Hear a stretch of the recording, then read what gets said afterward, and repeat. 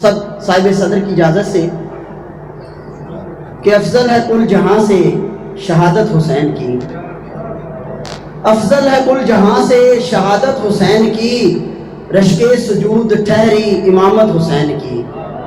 افضل ہے کل جہاں سے شہادت حسین کی، رشک سجود ٹھہری امامت حسین کی، اور باطل پہ چھا گئے ہیں ارادے حسین کے، باطل پہ چھا گئے ہیں ارادے حسین کے، کرب و بلا میں ایسی قیادت حسین کی، باطل پہ چھا گئے ہیں ارادے حسین کے، کرب و بلا میں ایسی قیادت حسین کی، اور قرآن رشک کرنے لگا اپنے اوج پر، قرآن رشک کرنے لگا اپنے اوج پر، دیکھی جو کربلا میں تلاوت حسین کی، قرآن رشک کرنے لگا اپنے اوج پر، دیکھی جو کربلا میں تلاوت حسین کی، اور پسر علی ہے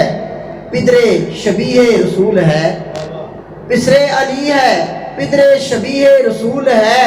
کتنی بلند ٹھہری ہے عظمت حسین کی، پسر علی ہے پدر شبیہ رسول ہے،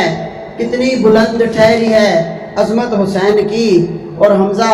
تجھے ہے خوف قیامت کا کس لیے، عقیدے کا شعر بیان کرنے جا رہا ہوں کہ حمزہ تجھے ہے خوف قیامت کا کس لیے، ہوگی نصیب تجھ کو شفاعت حسین کی، ہوگی نصیب تجھ کو شفاعت حسین کی، افضل ہے کل جہاں سے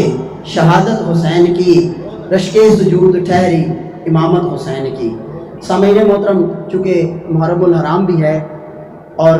ہمارے وطن عزیز پاکستان کی آزادی کا مہینہ بھی ہے، تو وطن کی محبت کے لیے چند اشعار، اس کے بعد میں نے اگلے شاعر کو مدعو کرنا ہے۔ توجہ کیجئے گا کہ اے نگار وطن گوشائے گل بدن، اے نگار وطن گوشائے گل بدن، تجھ پہ قربان ہے میری جاں اور تن، اے نگار وطن گوشائے گل بدن، تجھ پہ قربان ہے میری جاں اور تن، تو سلامت رہے تا قیامت رہے، تو سلامت رہے تا قیامت رہے، میرے دل میں ہے بس ایک تیری لگن، میرے دل میں ہے بس ایک تیری لگن، اور تو ہے تعبیر اقبال کے خواب کی، اقبال شناس بیٹھے ہیں، تو ہے تعبیر اقبال کے خواب کی، تو ہے قائد کی ہمت کا اجلا دہن،